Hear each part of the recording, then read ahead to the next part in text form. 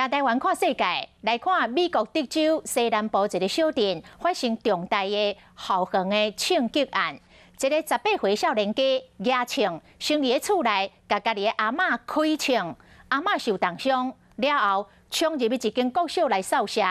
目前知影有21个人死亡，2个是老师，19个是才7岁到10岁的学生囡仔。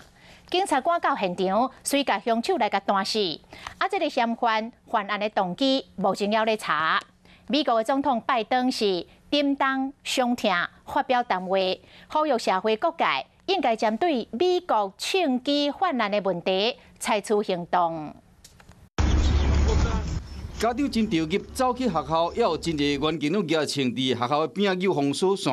美国德州西南边的小镇尤德瓦，当地时间24早起差不多11点半，有一个枪手走入去学校内底，开枪拍死真侪老师甲学生。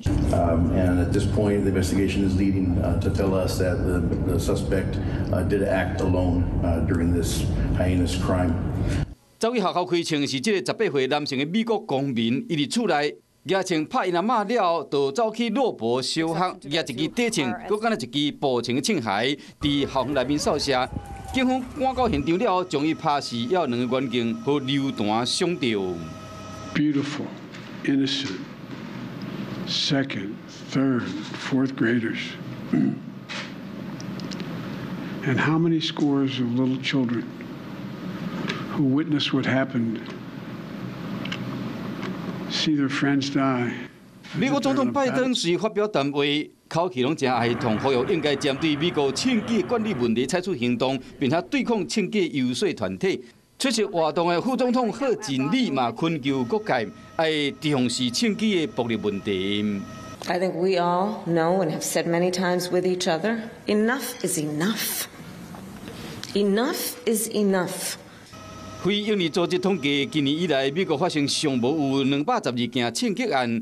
今年伫美国造成死伤的校园枪击案，都已经有27件。这摆事件是2012年，和全美国调警的桑迪福克小学的枪击案了后死伤上界惨重的一摆，而且受害大部分拢是7岁到10岁的囡仔。